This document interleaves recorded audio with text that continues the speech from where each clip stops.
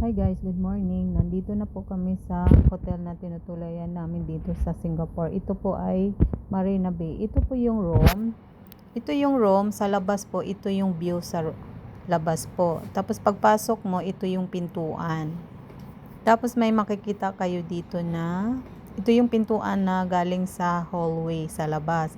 Tapos may makikita kayo dyan na parang gold dyan sa labas. Tapos may salamin dyan. Ito yung parang sala. Pagpasok mo, ito na yung mayroon silang mga parang tuwalya. May kabinet sila. May kabinet sila. Tapos, dito naman sa kabila,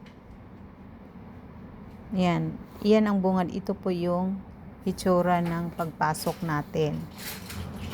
Ayan na po guys, mayroon silang bathtub, tapos mayroon silang sabon. Ito yung view nila sa labas, sa bathtub. Masalamin po yan. Tapos may shampoo, sabon, conditioner, kumpleto po sila. Tapos, itatry ko po yung bathtub.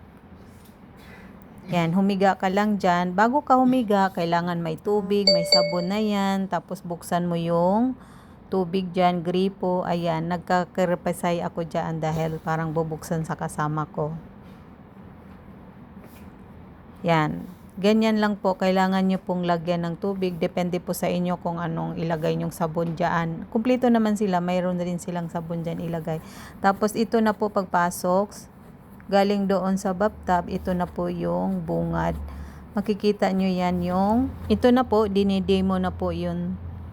Yung nag-assist dito, naghatid siya po yung naghatid sa mga bag namin kasi yung mga gamit po diyan, may mga wine, may mga kape, may mga lagayan ng tubig initan, ganon, ini-explain po niya. Tapos sa labas may balcony, yan po ang view sa labas kasi itong hotel na to sa Marina Bay, Singapore. Ang ganda, pero yung nagdidemo diyan, Pilipino po yan, taga Batangas daw po siya.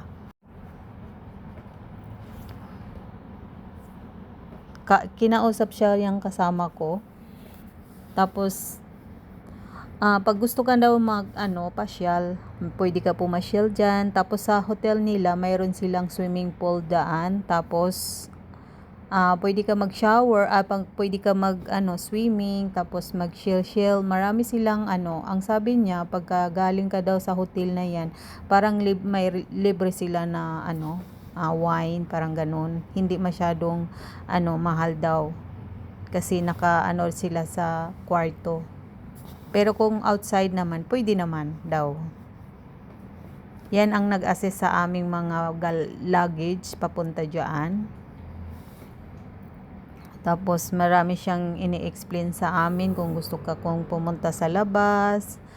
Kasi itong Marina Bay located, marami ka nang mapapasyalan kasi ito yung city. Dito nagpunta ang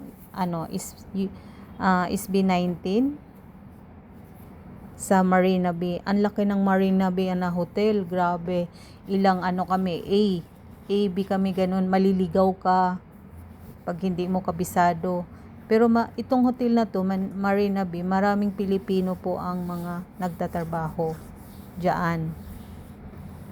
Ang nila dito, may 2 tao, tapos mayroon silang isa pa extra. Pero yung extra bed nila, ang gaganda. Ito na po yung lababo nila, bathtub sa labas. Nakita nyo yung labas ng view, ang gaganda. Kitang-kita mo talaga ang ganda ng view sa labas.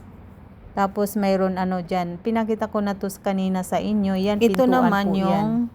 Kasi yung Marina Bay, hotel siya, sa baba, may mall. Ito na po yung mall sa baba, kasi yung hotel nila nasa taas kami. Ito na po yung baba. Kumpleto na po sila, may mga may mga paninda, lahat. Kung anong gusto mong bilihan, kumpleto na sila, nandyan lang. Pero napakalaki ito. Maliligaw po kayo kung hindi nyo kabisado po. Kasi napakalaki yung mall. Basta pag dito kayo sa Marina Bay, magstay na hotel, kumpleto na po. Ito po yung paninda nila, may sapatos po. Ito, nagsusukat na po sila. Marami pong customer dito, mga tao na pumapasok. Pero, hindi talaga totaling masyadong Pag sa labas naman maraming tao. Depende sa inyo kung anong gusto nyong bilihin. Kumpleto na sila dito. Ito pong view, nasa taas po kasi kami. Ito yung makikita nyo sa taas. Tapos sa baba, ayun po. Marami din tao dyan naglalakad. Tahimik naman, pero may party din, maraming tao kasi nung lumabas kami niyan, nasa trabaho pa sila. Pagkatapos po sa ibang area na po kami. Ito na po yung makikitang hotel na to. Ito talaga maganda. Ito po yung sinasabi ko, nasa taas may swimming pool. Swimming pool dyan, tapos makikita mo buong Singapore ang view. Ito na po, marami pong naliligo na nandyan. Paghahapon daw, makita mo yung sunset, maganda ang view. Kasi located ko to, makita talaga. Ito po, maganda dito mag-swimming, tapos tingin-tingin ka, inom-inom ng wine. Makikita mo yung mga view paggabi dyan. Ang ganda mga ilaw, ganun. Okay guys, pagkatapos namin tumingin doon sa swimming pool sa taas, lumabas naman po kami kumain sa labas kasi gusto namin sa iba namang lugar. Ito na po yung view dito sa Manila Bay sa labas. Ang ganda po. Mayroon din nagmumotor dito. Ang ganda ng building kasi ito daw po yung itong city na ang tinutuluyan namin dito po. Kaya ganito, napakalinis ang Singapore. Makikita mo talaga parang wala kang makikitang basurahan, maraming mga sasakyan, ganun din. Pupunta kami doon sa pupuntahan kasi kakain kami sa labas. Gusto namin sa iba muna kumain, pero pag almusal doon kami kakain doon sa namin sa hotel. Ito naman tunnel. Pumasok na po kami sa tunnel. May tunnel kaming dinadaanan, pero hindi naman masyado itong mahaba masyado. Saglit lang ito. Pero marami ding kung saan ang destination mo, dito ka talaga.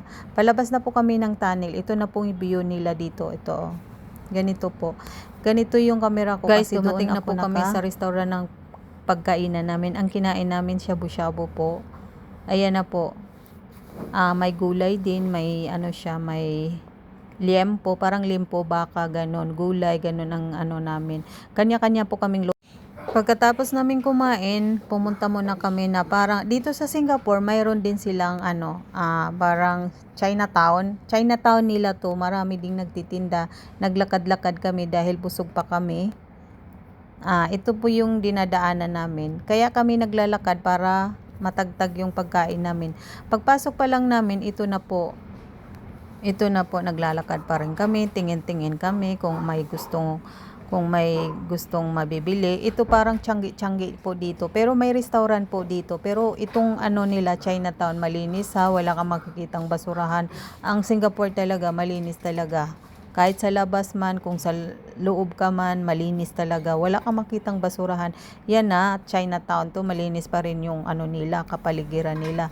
Marami pa rin tao. Mayroon din katulad sa Divisoria, nagtitinda dyan sa kasi Chinatown to Pagkatapos namin kumain, naglalakad doon sa Chinatown, bumalik na naman kami sa hotel para magpahinga muna bago umalis ulit. Dahil nga pag ikaw ay nasa ibang bansa, lakad talaga, more labas-labas talaga kasi nasa ibang bansa. Ito yung labas nila, ang ganda ng mga view, ang daming mga building malalaki, tapos malining mga puno.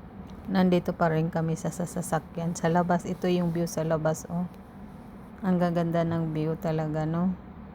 Pag kayo talaga pagpunta ko dito sa Singapore, pangalawa na po to Singapore na ngayon. Pangalawang punta ko na po. Pero dati, iba namang lugar yun sa Singapore. Ito naman, city to sa Singapore dito. Ang ganda ng view nila, tingnan mo hotel na to. Hotel din to, pero tingnan mo ang linis ng hotel nila. Kasi itong area na to sa pinag-istihan namin, maraming building, Guys, dumating na po kami dito sa hotel na tinutuluyan namin, Manila Marina Bay. Ito na po, pabalik na po kami. Tapos hindi muna kami umakyat doon sa hotel, dito muna kami, nagtingin-tingin muna kami, baka may magustuhan.